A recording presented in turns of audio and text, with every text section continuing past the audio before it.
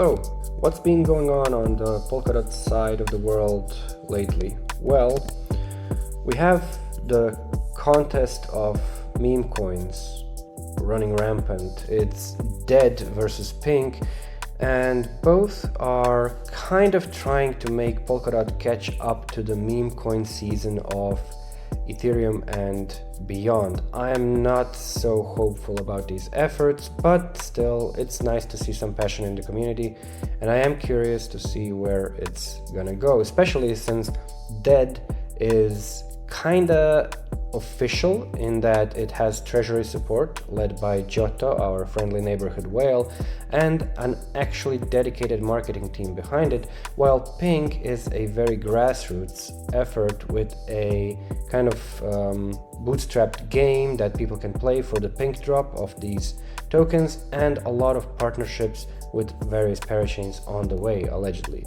So we'll see where that goes.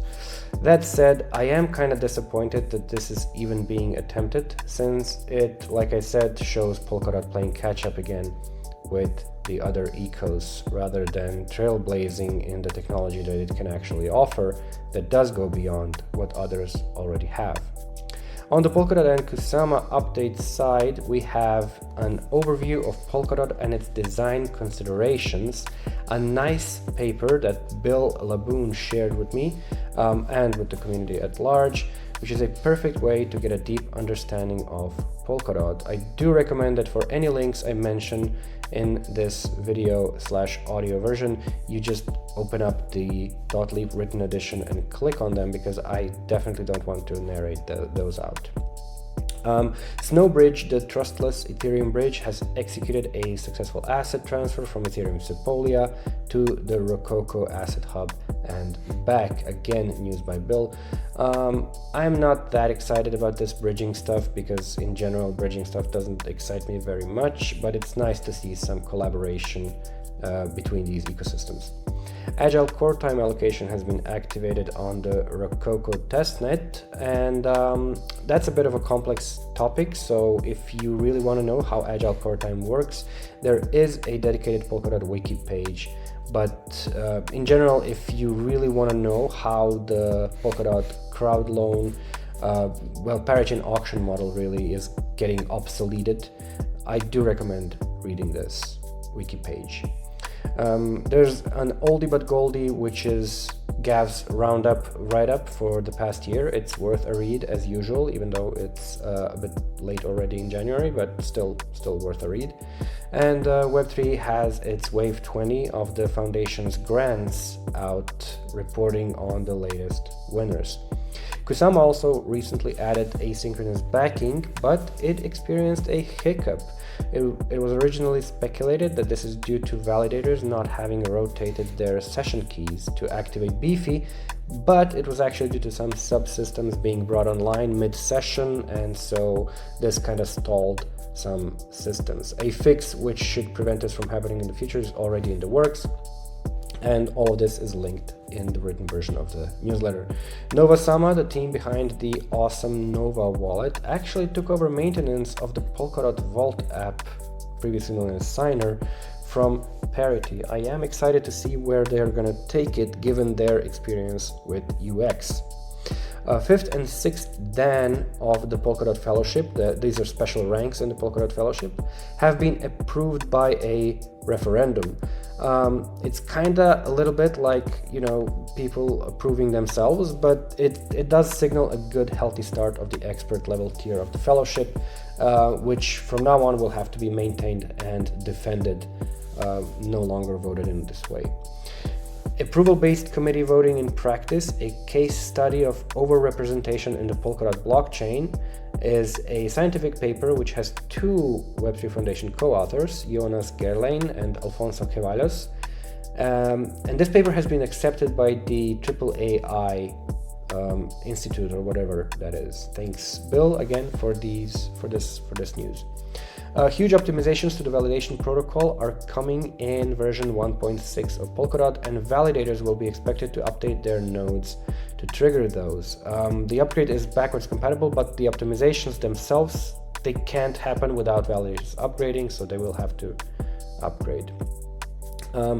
There was a bit of a snafu with the dead Memecoin token distribution. The organizers wanted to distribute the token but not make it transferable on distribution. And to do that, they actually had to freeze each recipient account individually and then unfreeze it to make it transferable, which is a developer experience nightmare. And this is all because you can't distribute tokens that are marked as frozen in Asset Hub itself. This is a bit of a problem, and so a PR was submitted, a pull request was submitted to GitHub to fix this on Asset Hub so that you can mint frozen tokens. Collators that are hooked into a node which isn't a validator will soon be much more efficient. It turns out that they had been running some unnecessary subsystems which will no longer be active after a specific PR is merged again. And there was another developer experienced snafu with XCM delivery fees. Turns out that now, since recently, in order to send a message across chains with XCM, you had to pay for the transaction to send the message, and then you also had to pay the delivery fee. However, it turns out that you were actually able to send the message if you had, some of the native token that you need to send the message. But if you ran out of money after that, you didn't have enough for the delivery fee, and so your message got stuck in limbo. This happened to a few people that were trying to bridge Remark tokens from the Kusama Asset Hub to Moonriver, and now we're kind of taking a look at how we can delimbo those tokens. Additionally, one more interesting tidbit from the development side of things is that the SP STD crate is slowly being phased out of Substrate or Polkadot SDK environments. This was previously necessary because of some experimental types that were needed by the Substrate Rust devs, but now that those types are stable even in the wider Rust community, this is being phased out to make the entire thing more general Rust developer friendly. Parachain dev teams, however, should take note of this because this is going to become a breaking change eventually. On the governance side, we have the Polkadot community voting on a new update to the network's runtime version 1.10 via referendum 416. The specifications are, as usual, in the release notes. Referendum 366 passed, paying out a whopping 325,000 DOT to a third party for adding Polkadot ecosystem data into Dune Analytics and other similar services, and to build matching dashboards for ecosystem exploration. This has excited Giotto, our friendly neighborhood whale, and frankly, it really is a good thing because more data, more exploration of the ecosystem means more eyes on the ecosystem. The Web3 Foundation cancels their membership to the World Economic Forum for 2024 and returned the extra DOT they still had from the original Treasury proposal to fund this last year.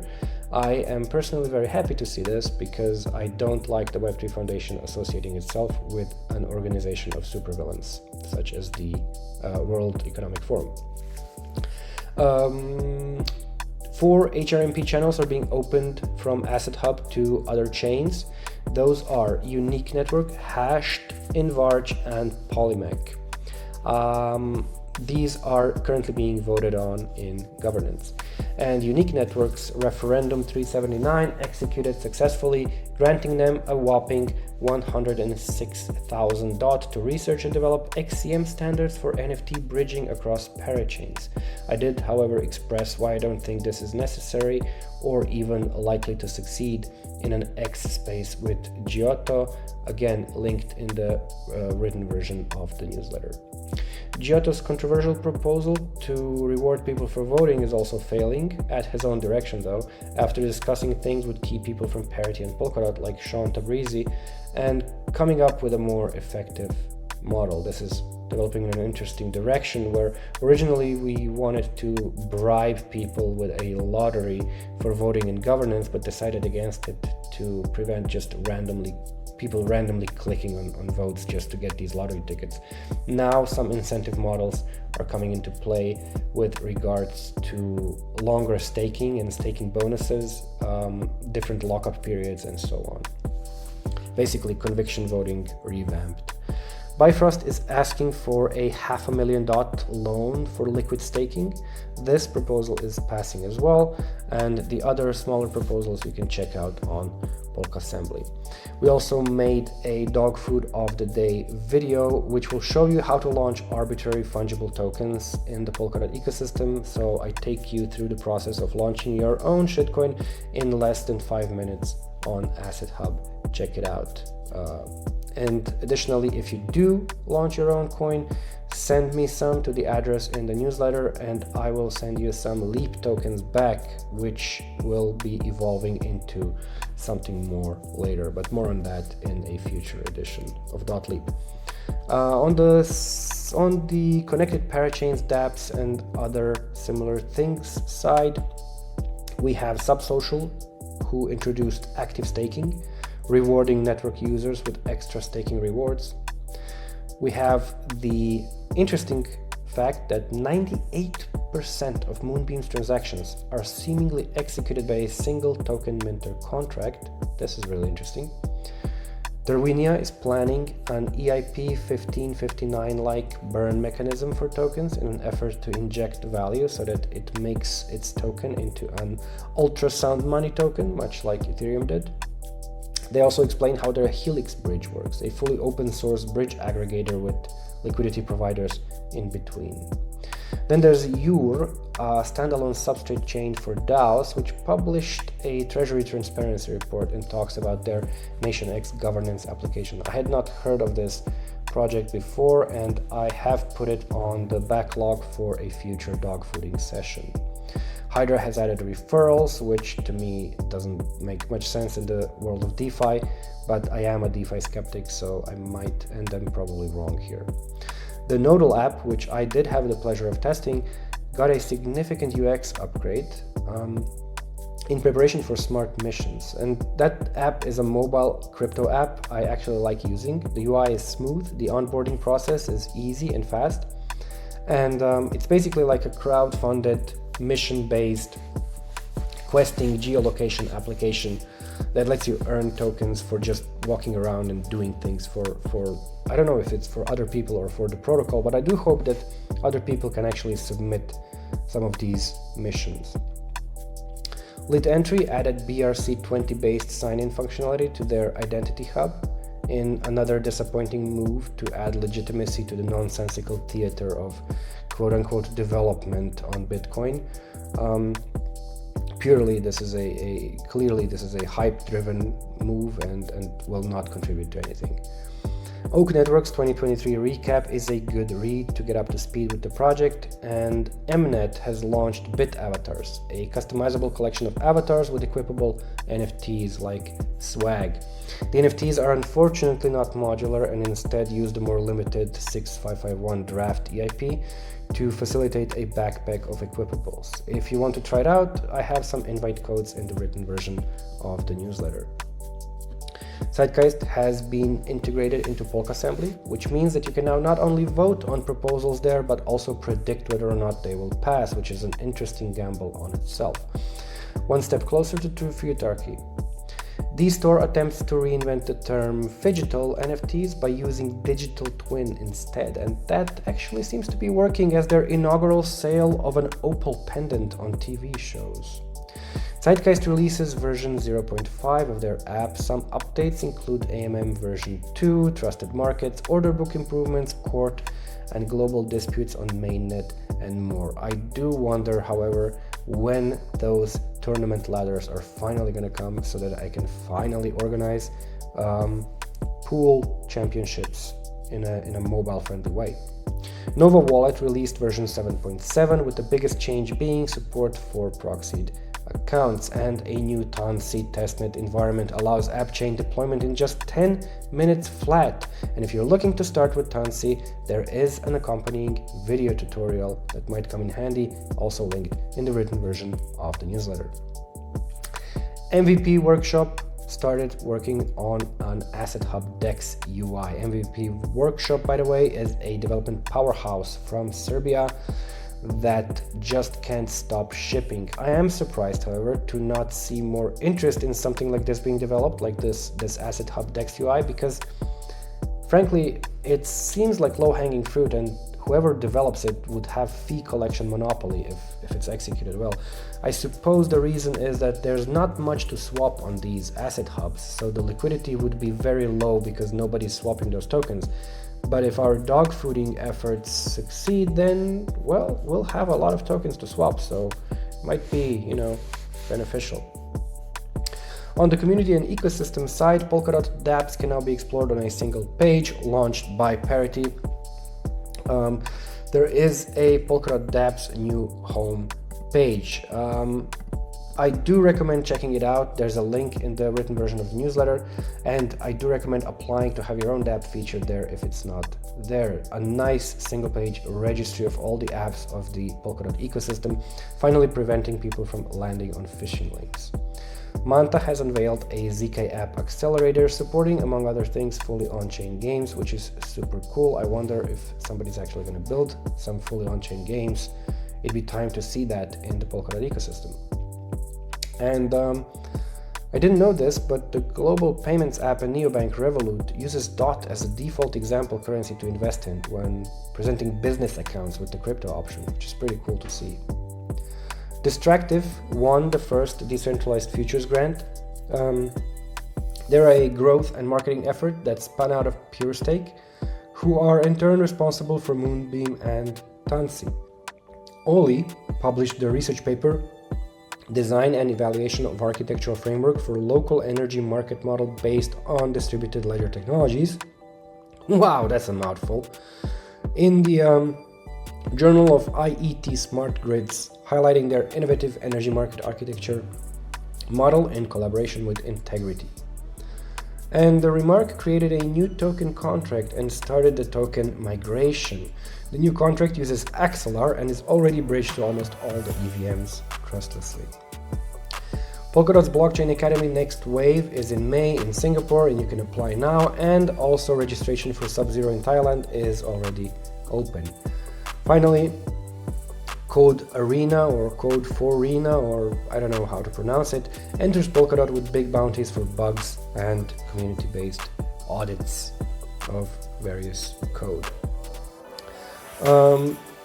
This edition was a bit lengthy, so it's kind of hard to ask for feedback on this hodgepodge, but next edition will permalink a feedback form in the last section of the newsletter, and we will reward everybody who provides some feedback with some Leap tokens. But you can help us decide what to dog food next. There is a link in the newsletter, or you can just visit our X account for the poll on what we should dog food next. There are 4 choices. Please cast your vote, and we will try to focus on clarifying this in a live recording of using that application or protocol or whatever you vote for. Thank you again for listening and or reading this newsletter, and I hope to see you again next time.